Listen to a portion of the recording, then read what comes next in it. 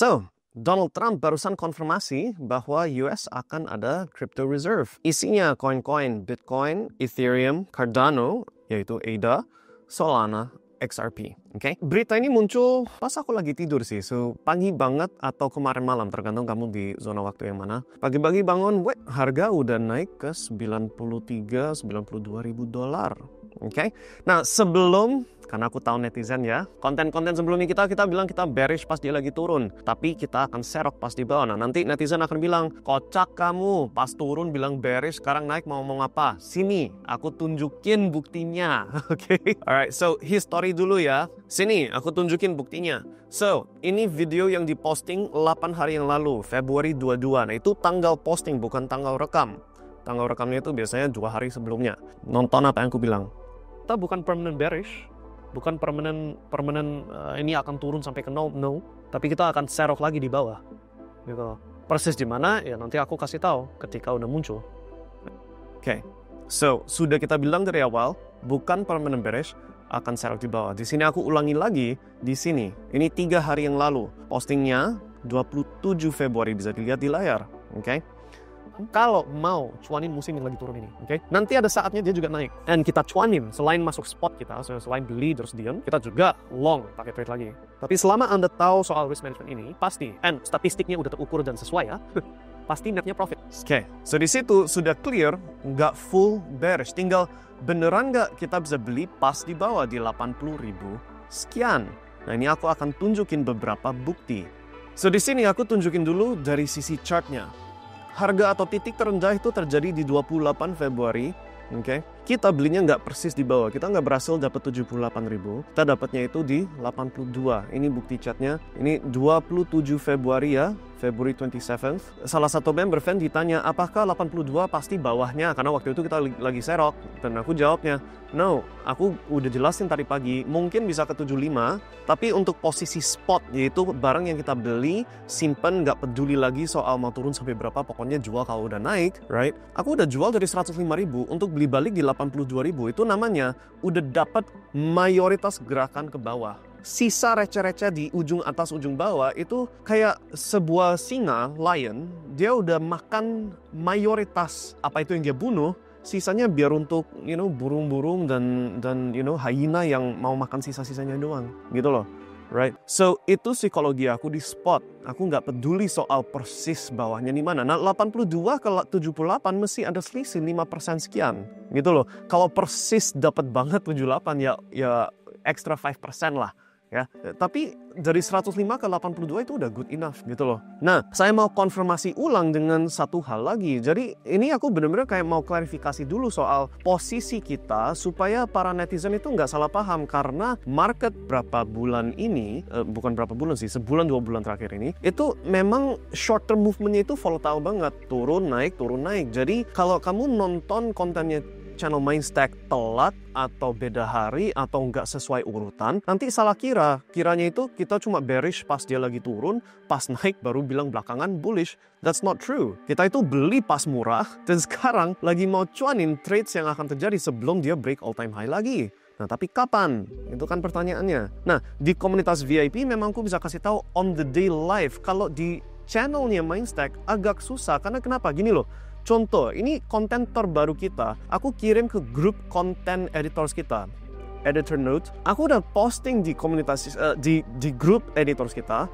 Itu di Sabtu itu tanggal 1 Maret. Ini kan Senin 3 Maret, right? 1 Maret, aku udah bilang file mentah di sini, dongkrak penghasilan biar bisa serok Bitcoin dan jadi kaya. Perhatikan nggak bahwa judulnya bullish, betul nggak? Dan nanti kamu akan lihat ini belum dikerjain sama editor. Sampai tadi pagi pun aku bilang, sensor ya, harga sudah duluan gerak, tapi yang 1 Maret belum dikerjain. Siapa sih yang kerjainnya? Dari kemarin belum ada yang bales, right? Kemarin pun aku bilang topik 1 Maret kemarin yang bahas soal income siapa yang tanganin. Nanti kirim thumbnailnya ya, bla bla bla. Jadi aku bener-bener pengen up in topik ini secepat sebisanya. Cuma namanya butuh waktu edit, gak bisa instan. Jadi kalian yang cuma nonton gratis, nonton di sosmed, nggak akan dapat motif pas kita lagi mau serok, pas kita beli. Nah, tapi ini omongnya belakangan. Oke, aku tunjukin videonya. Ini file mentahnya, 1 Maret ya, terus ternyata videonya nggak ada audio, See, look, aku lagi ngomong nggak ada audio. Audionya ada terpisah, jadi aku harus sinkron. Right, itu aku barusan lakukan tadi pagi. Nih, nah audionya muncul. So tadi pagi aku sinkron video yang sama. Di tengah-tengahnya, so ada saatnya kita beli di tahun ini 2025. Notice? Oke? So aku udah kasih hint di dalam video itu. Tapi belum tayang. Saya mau apa adanya. Ini aku lagi ngomong tanggal 3 Maret. Aku rekam konten itu tanggal 1 Maret. Right? And ya udah tulis. Harga sudah naik. Tapi dari sini tetap there are chances di tengah-tengah, walaupun most likely, kalaupun 78.000 bukan titik terendah, mungkin dia turun lagi, ada probabilitasnya walaupun rendah, okay? Tapi kalaupun turun, di situ nanti ada levelnya gitu loh, yang mana kita bisa berani serok atau enggak. Nah di situ sudah ada clue-nya, dari mulut saya, senyumnya saya, aku udah bilang, right, ya aku lagi omong itu yang di VIP sini. So, itu untuk menjawab dulu para netizen yang bilang, oh ini Brian cuma harga turun bilang bearish setelah udah turun, bullish kalau udah naik setelah sudah naik. That's not true, okay? 0% true. But omong begitu, ada beberapa hal yang perlu saya komentarin tentang si Trump mengumumkan crypto reserve ini. Yang pertama, apakah itu berita yang tak terduga? Ya, of course, okay? I udah expect itu akan terjadi someday, one day akan terjadi crypto reserve, okay? Kalau enggak ada dana lagi untuk tarik Bitcoin dari harga sekarang ke $1 juta per Bitcoin, right? So bagian itu udah tahu, cuman nggak tahu persis kapan harinya. Ternyata kemarin malam. Oke. And itu yang biasanya saya akan bilang berita nggak terlalu penting. Kenapa? Karena berita biasanya sudah kalau misalkan inflasi naik atau apa, sebelum pengumuman beritanya sudah ada duluan tanda-tandanya di chart dan lain-lain, sehingga pas berita muncul sudah terjadi apa itu yang gerakannya, right? Tapi Black Swan event, yaitu berita yang tak terduga, in this case Donald Trump memunculkan tweet, right? Nah itu memang ada gerakan yang gerakin pasar, dan itu nggak bisa direncanakan secara hari ini Donald Trump akan bilang ini, ayo kita beli. Oke? Tapi bagi kita gak peduli gitu loh. Kenapa? Karena tanggal 27 Februari kita udah beli di 82. Persisnya itu saya pribadi 82 sampai 85, average-nya 83,5. Itu harga beli saya. Nggak dapat persis titik terendah di 78. Oke? Tapi bagi saya udah bodo amat. Kita yang udah out exit 105.000 pas di atas, itu 31 Januari persis, right? Untuk masuk lagi di sini not bad ya, paham ya? So, apakah siklus ini sesuai rencana? So far so good, gitu loh. Dari dulu saya bilang ini mesti kaki terakhir dari siklus kali ini, 2025. Yang artinya sekarang sampai akhir tahun mesti ada opportunity, kesempatan untuk cuanin kripto. Tapi sudah bukan lagi harapan puluhan ratusan X, udah terlalu dekat ke akhir siklus. Dan mengenai altcoins, nanti ada yang bilang lagi, yuk kemarin bilang old season gak jadi, sekarang jadi atau apa? Right, koreksi. Saya bilang old season memang batal, tapi sekarang namanya salt season. Masih ingat gak konten itu? Aku bahkan ada di sini namanya koin garam. Nih, hanya koin garam, salt season. Yang artinya, you kalau nonton video itu saya udah bilang, altcoin sudah decoupling dari Bitcoin. Yang harusnya Bitcoin sudah lari, harusnya altcoins pada semua lari puluhan kali lipat. Ternyata hanya beberapa koin yang naik, nggak semua koin naik. Dan di dalam video yang sama saya udah bilangin, right, sampai ke akhir siklus ini pun masih ada momen-momen, kata kuncinya momen-momen, di mana selective altcoins itu kenapa dipanggil salt season, S-alt, salt, selective alt season, right?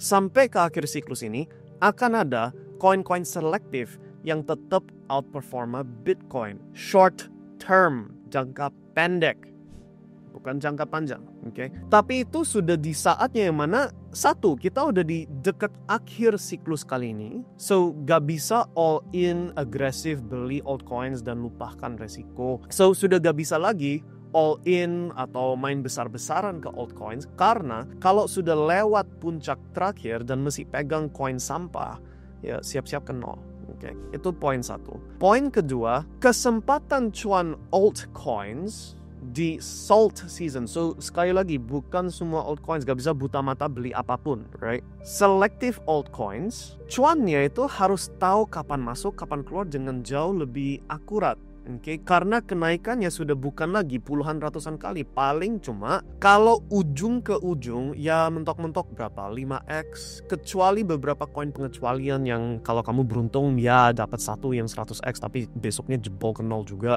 right? Pump and dump. Itu sejenisnya koin Trump, koin Libra dari Argentina, right? So itu anggap aja gambling ya kalau yang kayak gitu. Kalau kita ngomong yang bisa taruh, kalaupun dana besar masuk 1%, 2% atau sejenis itu masuk, masih ada kesempatannya, tapi timingnya itu harus jauh lebih akurat dan profit targetnya itu harus masuk early, keluarnya di ujung, dan kalau bisa ujung ke ujung 5x, tapi kalau nggak bisa paling cuma 2x kalau belinya di tengah-tengah, paham ya? 2 atau 3x lah. Itu musim atau itu yang akan muncul, tapi gak secara langsung, gak secepat yang orang kira. Orang pengennya itu besok, Donald Trump sudah mengumumkan crypto reserve currency bla bla bla, crypto reserve, langsung pengennya itu besok semua coin to the moon. It doesn't work that way.